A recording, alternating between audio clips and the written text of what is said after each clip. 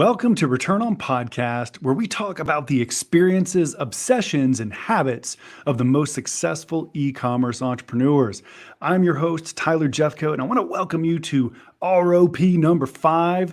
You've heard of Return on Investment. Well, this is Return On Podcast, where we're going to guarantee you're going to take away nuggets, habits, hacks that will give you an ROI on these precious minutes you choose to spend with us.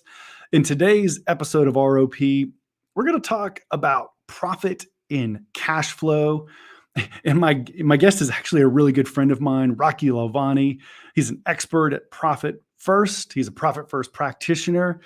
His website is profitcomesfirst.com, profitcomesfirst.com.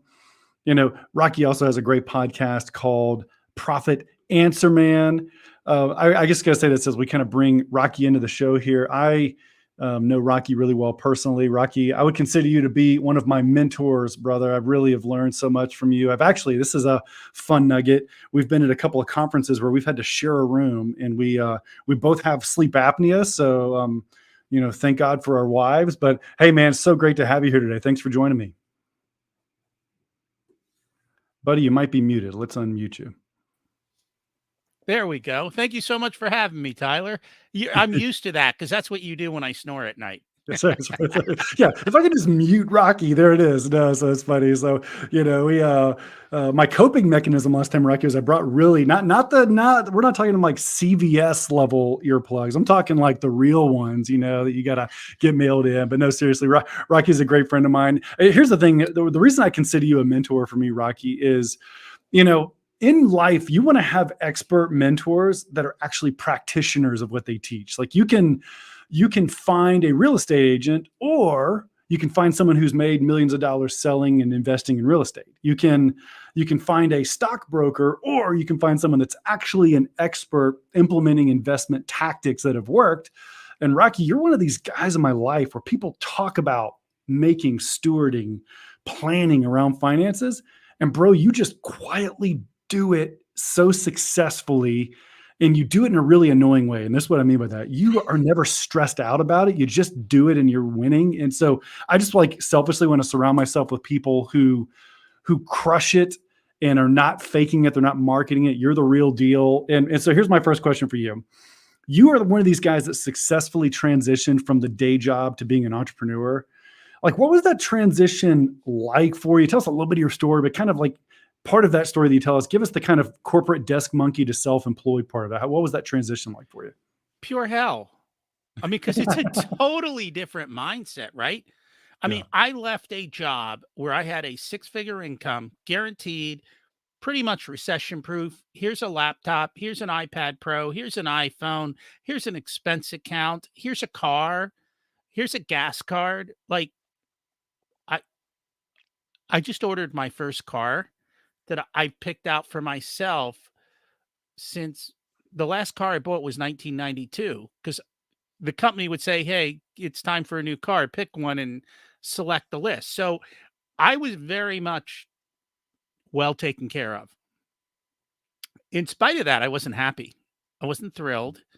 I wasn't doing what I loved, but they paid me well. So I kind of put up with it until the point where, and you weren't there at that point, I had enough and things got really bad at work, and I realized it was time to go. And I think that was my biggest struggle. It's like, I knew I was going to do this one day, and the question was when.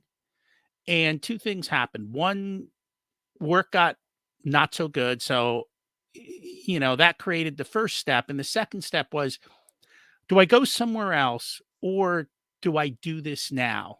And what I thought about is, if I wait another 5 years and I did it then and I was really successful, I would be so mad at myself because I gave up that extra time. And so I was like, you know what? I want to do this now. And I went and I asked my wife for permission. Said, hey, I'm about to leave all this money on the table, start from zero pretty much. What do you think? And she said, go. So that kind of was the emotional side of making it happen. Now, I'll be honest with you. As you talked about, I had a massive runway, meaning I had the cash that this was not like, oh, in 3 months, I need to have my business up and running and fully operational. It took a while. It takes time to build a business. And I think the reason I could be so common because I had the long runway to be able to do that without stress. And Rocky, lest our listeners maybe misunderstand you, like you didn't come from like substantial family means. You didn't inherit a ton of money. You're just really good at managing your cash. And like, would you tell us a little, like, how did you become this guy who just kind of like does really smart things with money? Like way before Michalowicz wrote Profit First, like this was something that just was embedded in your life, right? It was when I was a kid, like I got to, so we're immigrants. My parents came here with $25. We were on the wrong side of the tracks. All right. But what I did see was them and their family and their friends make it quickly up the economic ladder. So they started to have more and more success from where they were. And as a kid, I saw bottom line of poverty and I saw massive wealth. I was like, I want to be well. I want to be rich, right? So I just started reading and learning about that as a kid. And I would listen to the radio shows. Back then it was AM radio, and they'd have financial shows and all of that. And basically, I was taught that, hey, you've got to save money. So that's number one. Figure out how to do that. But I was also taught you could live a rich lifestyle on a pauper's budget. And when I got out of college, what I literally did was I automated all of my savings. So I started a habit. Mike talks about the fact that profit is not an event, it's a habit. And so when I got my first job, I set up all of these different automated saving systems. And then every year I would just crank them up a little bit, baby steps. And I continued to do that to the point that, when I left corporate, we probably had a savings rate of about 40%. Money was just, and we never missed anything. We lived a very nice lifestyle throughout that whole process. But if you live below your means, you have the ability to create excess cash, and that gives you security and freedom. And it's the same thing in your company. Every company tends to run at the edge. Why? You don't have to. So and so like when you think about these entrepreneurs, because we haven't really told people this, but Rocky is a fellow CFO in the space like I am, and Rocky is very focused on the kind of profit first methodology, but really he's focused on what he just said, which is how do we create a disciplined, habit-based, predictable way to actually make money instead of letting your business run you. And so Rocky, as you work with your clients, what do you think why don't people do what you just described? Like, why is it that entrepreneurs find it so innately impossible to, everyone's like, oh, that sounds easy. Rocky set up these habits when he was 22 and now, he's saving 40% of his income. But Rocky, nobody's doing that. Like, why? So that was a question I asked myself for 20 plus years. Couple of things come up to it. First and foremost, we are not taught money in school. Even if you have an accounting degree, I have an economics degree and an MBA. We are not taught how to build wealth. Two, there is a lot of emotions around money. We all have these money scripts, right? Your parents may have told you money doesn't grow on trees. They might have told you you have to work hard to make money. Well, if you believe you have to work hard to make money, you're going to work hard to make money instead of working easy to make money, right? There's all of this emotion involved. Number one. Number two, and this was my real aha moment. I assumed business owners understood the business of business, and I found out they didn't. Right. Business owners love what they do, and accounting, sorry to say this, Tyler, is at the bottom of their list. Yes, it is. It is. And, I was just on a call with Mike Monday, and he had probably 500 entrepreneurs on there. And the number one question is, who here likes looking at their P&L? And it was a big thumbs down. It is not what they like to do. And so I think when you do the emotions and you start doing some negative self-talk, oh, I don't understand what the P&L means. I don't know how to read it. And unfortunately, a lot of times the accountants talk down to people. or Mhm. they don't answer their questions in a way that they can understand. So the business owner's like, I don't understand this. I just built a $2 million business and I don't understand my numbers. I feel embarrassed. And so what you're hearing here, it's a lot more about emotions than it is about math, because it's all basic math. Yep. Yeah, and I do think that that last thing you mentioned there about feeling kind of shame, there's a natural shame response that you and I see in our clients where it's funny. I joke a lot. You go to one of these conferences for Amazon sellers or Shopify sellers, and everyone wants to talk about their sales. I did 3 million in revenue last year. We recently had a friend of ours, Rocky, who 3-4 million in revenue. But guess what? Sales is vanity, right? Profit is Mhm. sanity. And so let's do this, Rocky. If by the way, if you guys have never heard of Mike Michalowicz, the book Profit First, it's been pretty life changing for a lot of us that are entrepreneurs trying to figure out how to manage money. Rocky, let's get into it. The guys that are listening to this show, the ladies and gentlemen, are going to be e-commerce entrepreneurs. They're going to have brands that sell on Amazon, maybe Shopify, Walmart, eBay, Etsy, that kind of thing. What do they need to know about Profit First and how it could impact their businesses? So, couple things. Let's look at some of the premises and then we'll get into e-commerce. And there's actually even a Profit First for e-commerce book, so specific to their needs. The first thing that Mike came up with is, hey, we've been given the wrong equation. So your accountant tells you that sales minus expenses equals profit, which means profit is a leftover. It's kind of something that happens after the fact. It's not built into the way you do things. The way I ran my life and the way that Mike got the aha moment is, let's change the equation to sales minus profit equals expenses. And now we take our profit off the top and we learn to live constrained with our expenses. And the reason this works is Parkinson's law. And Parkinson's law basically says, a business will use up all the resources that are given to you, which is, time and money. So if I come to you and I say, we got a project in the business, the first question the sales reps ask are, what's your budget and how much time? Whatever your budget and time is, that's what gets used because that's what you've allocated. But if you constrain your allocation, business owners are resourceful and they will find a way to do it for less and quicker when they are forced to take the time to think about their business instead of throw money at their problems. And so that's kind of the underlying premise of Profit First. The big thing that I see with e-commerce sellers is they don't look at the basic math of what's going on. So what I mean by that is I buy something for $1. I sell it on one of these platforms for $2. I'm profitable. Yay. Wait a minute. Hmm. When I sell it on that platform, there's a good chance the platform is taking 30% or something in that by the time you add up all the fees. So now my $2 becomes $1.40. And so now I've only got 40 cents to run my business on. And if I've got shipping in there, maybe it's 35 cents. And then I've got all these software programs that I got to pay for and overhead and my salary. And pretty soon you realize you can't run your business on that small of an amount.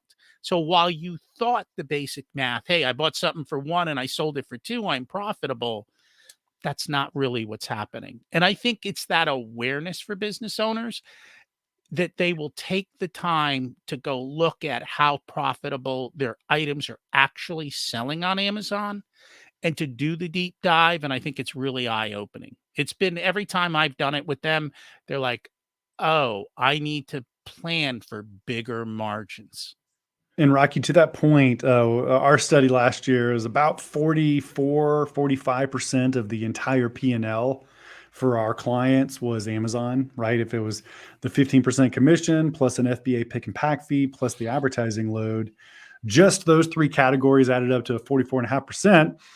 Well, for those of you guys who have been keeping up with Amazon, they have done two rate hikes for FBA pick and pack in the last 3 months. One was an 8% rate hike in January. And then the second one is they're calling it a surcharge, which basically means Amazon is not happy and they're going to charge you more starting next week. As this podcast goes live right at the end of April, here in about a week, you're going to see those fees go up by an additional 5%. And so, to Rocky's point, I think what we end up getting, we get so focused on A, being in love with our products, and B, what we thought the economics were 3 years ago when we first designed them, that we're not actually keeping an eye on the ball. And if you did nothing but ignore it, you would have gotten less profitable in the last 3 months for no other reason than that Amazon is now charging you, pretty strong amount more for the pick and pack fee than they were back in January. And so, just by the way, but PSA here, if you are selling on Amazon right now, is the time to start testing incremental increases in your price to your customer. If you are waiting, if you're feeling sheepish, don't wait, because Amazon is going to throttle how much you can increase your price at any given moment. And so your job right now is to start doing 1%, 2% price increase tests to see how the market holds it. And you may be surprised. I've had several clients, Rocky, over the last couple of months that actually increased their price and had sales go up because the market viewed them as being a premium product, like a Cadillac, instead of being, a Datsun or something like that. Have you seen that also? Yeah, premium pricing does work. And I think what I find is a lot of business owners are afraid to raise their prices. They've got that, again, it comes back to emotion, right? That's what we're talking about. And if you do charge premium pricing, there is a certain group of customers who are like, I want to pay premium pricing. And when you actually do the math, you will be shocked at, again, the difference it makes to your bottom line. So let's go back to the simple example. We talked about buying something for $1, selling it for 2. Well, if Amazon's getting 45%, you have to run your business on a nickel now. We can't run our business on a nickel. No. But if you charge $3, now your bottom line expands like 8 or 9 times, but you only increase the top by 2 times or 1 time. And so it really affects the bottom line. And you have to do it. And You people do. expect it because of inflation. Like, all I don't necessarily deal with e-commerce. I deal with all kinds of businesses. We're doing what Amazon's doing. Fuel surcharge, raise prices. Your employee costs have skyrocketed. Your cost of materials has skyrocketed. Gas has skyrocketed. We've got to raise prices. Yeah, because I think we almost feel like we're like being nice to our customers somehow, but we can't afford to do that. We're going to be dead in the current ecosystem if we do that. But Rocky, I know you have helped some e-commerce brands, and my question to you is, for the listener here that really wants to understand how, like, what does Profit First have for me, and maybe what are some. I get the mindset. There's kind of the thing I always think about from Michalowicz's book, and if you haven't read the like kind of seminal piece, like Profit First by Mike Michalowicz, is a really good book. But he talks about, like, if I just put my bowl of cereal each morning, if I just pick a smaller bowl, guess what? I eat less cereal, right? If I have Mhm. it's really funny because we actually bought. My wife tried to buy some new like plastic bowls on Amazon a couple weeks ago, and you can't tell how big these are when you look at them online. And these things had to be like half a gallon. They're huge. They're gigantic bowls, right? And so the bowl of cereal I had in that bowl, I ate about twice as much Raisin Bran as I intended to eat, because I just put it into this huge bowl. And Profit First is a method where you just intentionally select smaller bowls. It forces you to be creative. And guess what? We're pretty smart. We figure out how to spend less money. Rocky, what else would you have in terms of how this applies to e-commerce brands? And if you could do 1 or 2 things as an e-commerce brand that would get you really excited about Profit First, what would you say to people out there that are really kicking the tires of this methodology? So I think, especially for e-commerce brands, one of the biggest things I do is, as soon as you sell something, we automatically have you take out the cost of goods and put it in a separate account. And if you're a growing business, we'll tell you to take out a little bit more. So let's just say that you sell something for $100 and your cost of goods is 25. What I'll say to you is, hey, every time you sell something for $100, let's take $35 out. Let's put it in a separate account called cost of goods, so that when it comes time for you to place a large order and you've got to order something from wherever you're ordering it from, you can go to your account and go, oh, I can pay cash for that. The money's there, and I can ask for a discount because I can pay cash. I don't have to pay interest. I don't have to do these other things. And because we're putting it aside extra, as your business is growing, you even have extra money set aside for a larger order from an e-commerce standpoint. So I think for the growing phase, that is one of the biggest things is taking away the fear of being able to place that next large order. The money's there, it's easy to do. And again, same thing. We put money aside for profit. We put money aside for taxes. If you're getting paid from this business, why not put money aside for you? You deserve to get paid first. You're the one doing the work. And again, once we start taking all that money aside, it really causes you constrain how much your overhead is and how much you have left to be able to truly spend. Yeah, because Rocky, I think for a lot of our clients here at Seller Accountant, there's almost this like false belief that it is impossible to scale my brand without constantly just getting more debt. I had a $500,000 line of credit, but now I need $1 million line of credit. And what I'm finding is it's actually hard to convince people to say, no, no, no, no. You may not be able to do it overnight, but what would it feel like, even if you couldn't do 35% of your payments coming in? What would it feel like if you took 5% or some small percent and started building this war chest so that the next time you ordered your PO from China, instead of it being 100% financed, you only had to finance 80% of it because you had some cash. And then you keep building your war chest so that the next time in 6 months when you order, now it's 50-50. And so within, I've seen this work over and over again for our clients, but that's kind of what you're talking about here, right? Is like, if you could build a runway to not need the debt, you're a lot less risky, you're a lot happier, right? Correct. And life is a lot easier. It takes all the stress away. And you don't have to worry about constantly increasing your line of credit. And that's one thing that nobody talks about is most companies that grow really fast, what causes them to fail is the growth because they start taking on more and more debt. And at some point, the banker looks at you and goes, "Oh, your ratios are horrible. We need to call that in. We're a little bit worried." And I cannot predict the economy, but right now everyone's looking over their shoulder. Um, when times get a little tougher, the banks have this habit of, yeah, we're calling everything. We don't really care. Mhm.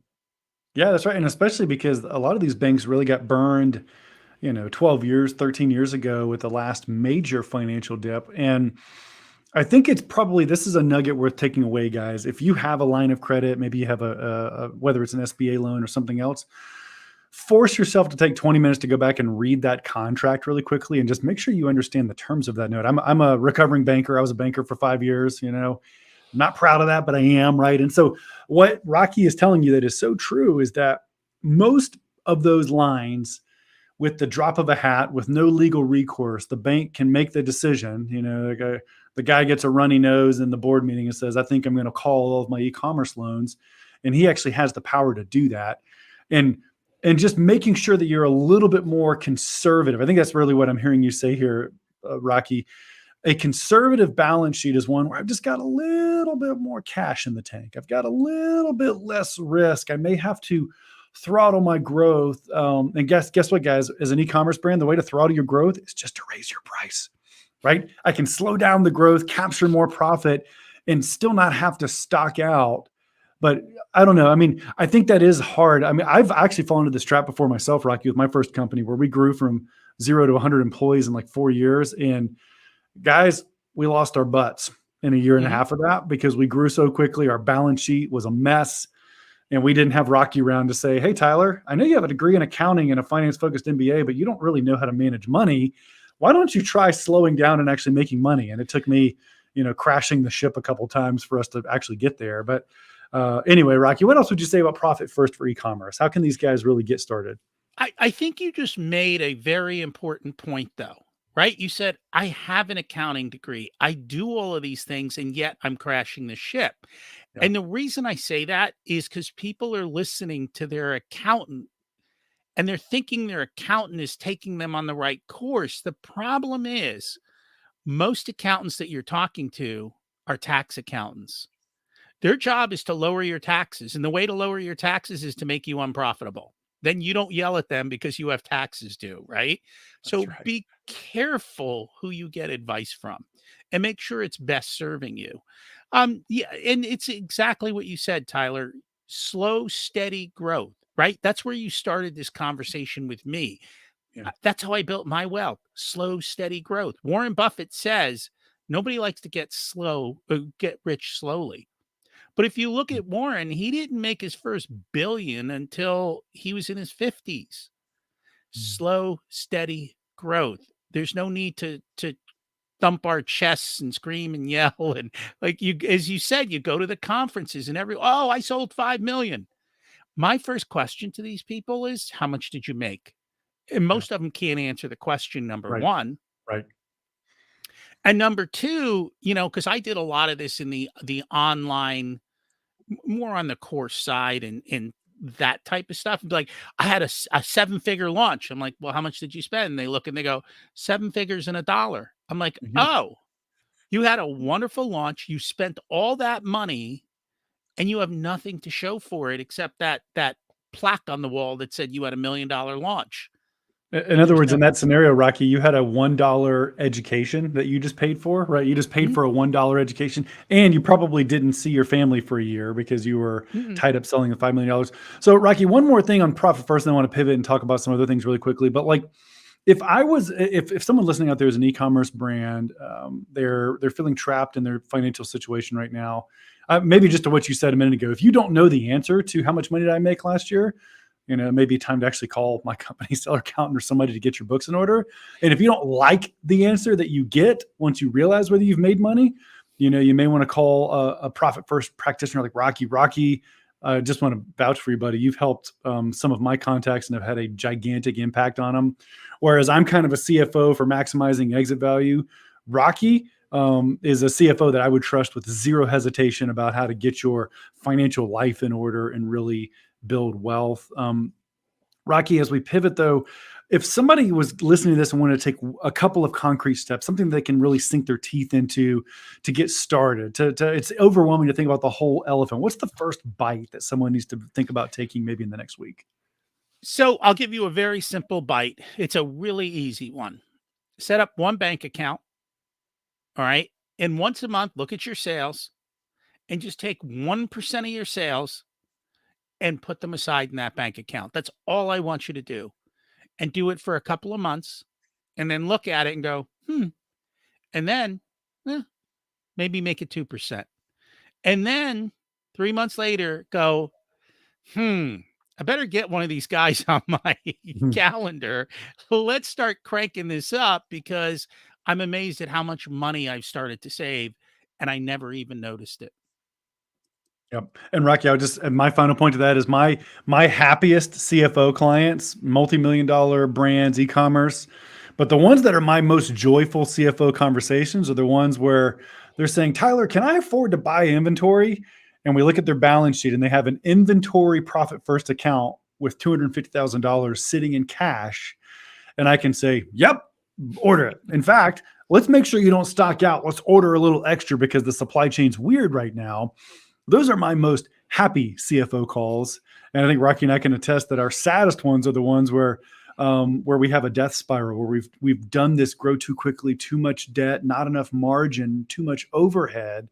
And the result is that we have to gently try to help the entrepreneur fundamentally change their business model. And so my counsel to you guys is if you're somewhere between those two extremes, do what Rocky just said. Take one concrete step, save 1% in a profit account. You're going to feel great about yourself because 3 months later, you're going to be like, oh, crud, I've got $10,000 sitting here. And you're going to be like, wow, I can do this. And I think once you take that baby step, you'll probably end up calling Rocky honestly and getting a call with him, and he'll change your life in terms of making you a millionaire quickly. Rocky, I want to talk about money on one other level here. I asked you in our pre-notes what your hobby is, and you mentioned, I loved what you said here. He's like, my favorite thing to do is to raise money savvy kids. I know you have 2 kids, right? I do. What does it look like, Rocky, to raise money savvy children? So, number one, it stops all the arguments at the store. I want, I want, I want. It ends the I wants. It ends, you don't have to save for college because they'll be smart enough not to waste money on college. I mean, these days, dropping $250,000 on a party for 4 years is just unbelievable. And they get out into life and they are financially sound to begin with. so that you're not paying for their expenses when they're 30. So that's the big picture. Okay, so the goal here, my kids are 7 and 9. My goal is for Bonnie and Maggie to not live in my basement when they're 30. I Mhm. got you there. And so my kids are in elementary school. I know yours are a little bit older than mine. Yours are even in college. But what is a couple of concrete things that I Mhm. could be doing with my kids right now that you think would pay them dividends? So the simplest thing you can do, number one, you and your wife got to get on board. So Okay. you have to be on the same page. Hand your kids some money. Say, wait, that's giving them money. Yes, it is. And then stop buying them stuff when you go to the local store. I want a piece of candy. You have money, buy it. Right. So no longer is it an argument, can I buy candy? It's spend your own money. And you will see how quickly kids stop spending when it's their money versus your money. And then start having conversations. So what we did with our kids is we would give them money every week and we taught them to save. So we said, first you give money to charity. So if you're religious, tithe, whatever you do, money goes to charity. And then what's left, we split 50-50. So I taught them a habit of savings from the beginning. So let's say your birthday time comes around, you get a $100 check from grandma, you get 50, 50 goes to savings, right? So number one, you're teaching delayed gratification. You're saving this money for some point in the future that you can't even imagine. So you're showing them, hey, it's not all about today. And then have conversations when they go to the store. So my son would go to the store. It's like, I want Pokemon cards. Okay, you have money? Let's talk about this. There's a pack for $5. How many are in there? 3. Okay. There's a pack for $10. How many are in there? 8. How much is that per card? Oh, by the way, we can go home and we can go on eBay and you can get 100 of them on eBay for $20, but you got to wait a week. What do you want to do? And the same thing, even with candy. We can go to Costco. We can buy a big bag. You and your sister can split it, right? Look at how much more candy you get for you. So it's years of conditioning so that by the time they're 18 years old, they've learned that, hey, I'm in charge of my money. I have agency. I get to make my own choices. And I've learned how to use money appropriately because nobody's teaching them how to use the money. Wow. I mean, guys, for those of you out here that have kids like I do, this what you just heard is gold and would be worth all the episodes that you've heard on the Return on Podcast. So please take action on that. Speaking of which, Rocky, as we kind of close up shop here for today, the last section of our podcast every week is called the Return on Podcast. And this is where, to be honest with you guys, if you've been listening, there have been enough nuggets already dropped that if you applied one of them, I guarantee you that this would have been a successful episode for you to listen to. But Rocky, I wanted to ask you specifically, because you are a habit guy, you're a practice guy. What is working in your life right now where you are getting unusual ROI that you think someone else should consider maybe implementing? So, since we're talking about family and kids, right? Let's face it, you have a calendar, your wife's got a calendar, the kids have multiple calendars, and nobody syncs them all together. We had a simple rule in our house, right? If it isn't on dad's calendar, it doesn't exist. And so we put all our calendars together on Google, and most of the activities that our kids were involved with had Google calendars that you could import in.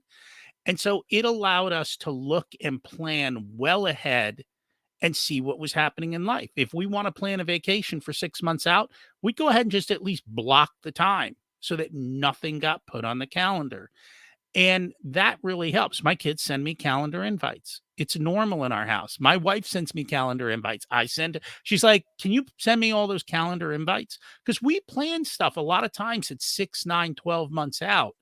And when you drop all the calendar invites in, it takes all the stress away. So that's number one, manage your time. And then the second thing is just using Excel. Excel does everything. Like literally, my grocery list is on Excel. My soccer team was on Excel. You know, my weight trackers are on Excel. Your P&Ls are on Excel. Excel is a super versatile tool to just keep you on track, organized, and measured. And there are just so many things that you can do with it. And a lot of it can be automated. So those are probably the two biggest tools that I use, which really help me with time and just organization. By the way, I don't know that I've met many rich guys and gals who don't like Excel on some levels. That's really funny. It's one of the common attributes of the millionaires out there is that they have some irrational affinity for Google Sheets or Microsoft Excel. So I think that's a good hack. Well, Rocky, this has been awesome. I just want to reiterate again, guys, you want to follow mentors who are actually succeeding in the thing that they are proposing. And Rocky, I know you well enough, buddy, to know that you are an extremely successful financial manager. You're the kind of guy I would want managing my money. Grateful that you joined us today. What is the best way for my audience to get a hold of you, to meet with you, to learn more about your services if they wanted to? So the website is profitcomesfirst.com, and there's links on there to get on my calendar if you want. If you just want to get to know more about me, the podcast is Profit Answer Man. All we do is teach. We teach you how to be profitable. We bring on profitable business owners. We bring on people to talk about their struggles before and after. And then we dig into specific areas of your business and say, how do I become more profitable with marketing? How do I become more profitable with automation? What are the things I can do to improve my business? Love it, dude. That's great. Thank you so much, Rocky. And for you guys out there, thank you for listening to Return on Podcast with me, Tyler Jefcoat. Guys, if this content has served you, would you consider sharing it with a friend, maybe subscribing to our channel? We very much appreciate that. That's a blessing for us. Until we talk to you next week, have a fantastic day.